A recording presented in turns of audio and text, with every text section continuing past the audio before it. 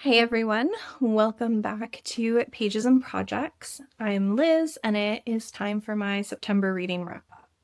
I have 7 books to talk about today. This month, I really tried to focus on catching up on some of my Book of the Month picks.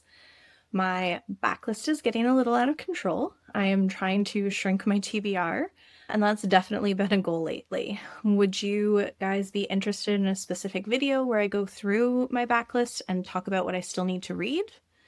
Along with that, I am also trying to be a little more realistic about the space I have. I've been unhauling some books I didn't love or want to keep around. Would you want to see more unhaul content, maybe as part of future wrap-ups or in a separate video? Let's get into what I read this month. 7 books total, mostly Book of the Month picks, and 1 Kindle read at the end. Book 1 is Passion Project by London Sperry, 4 stars.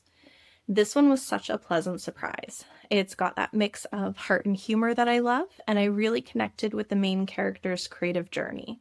It's about rediscovering your passion and figuring out what truly matters, which really resonated with me. Not an all-time favorite, but definitely one I enjoyed and I would recommend. Book 2 is Sleep Tight by J.H. Markert, 2 stars.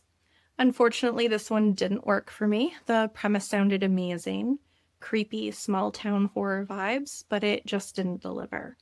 The pacing was off. I never really connected with the characters. It's one of those where I kept hoping it would pull together, but it never quite did. This one is going in my unhaul pile.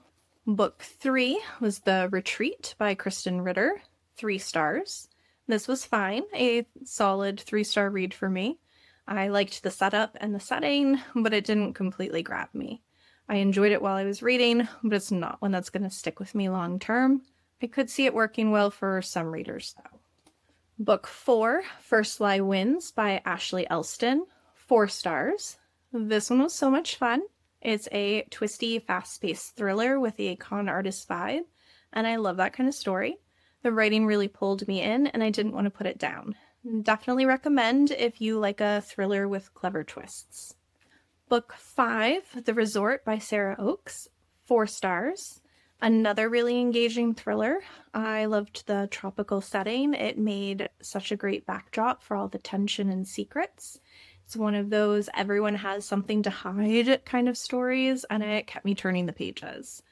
Perfect for when you want a fun, atmospheric escape read. Book 6, The Man Made of Smoke by Alex North, also 4 stars. This one was dark, eerie, and full of atmosphere, exactly the kind of unsettling story I like as we head into the fall.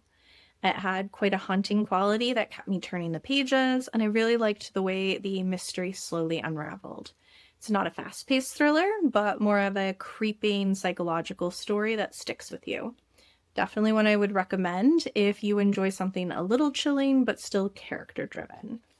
Book 7, Salt and Broom by Sharon Lynn Fisher, 4 stars. This is my only non-book of the month read this month. I read it on my Kindle, and it was such a nice change of pace. It's got that cozy witchy vibe, a little magic, a little romance, just a really enjoyable read for the fall. I loved the writing style and the atmosphere, and it made me want to curl up with a blanket and a cup of tea. I am tempted to get a physical copy of this. Overall, a really solid reading month, a lot of 4-star reads, which is great, only 1 real miss, and I'm happy to be making progress on my Book of the Month backlog. If you've read any of these, I'd love to know your thoughts. Did you rate them similarly or differently? And let me know if you'd be interested in those extra videos about catching up on my TBR or doing unhauls, because I think they could be really fun to make. Thanks so much for watching, and I will see you in my next video. Bye!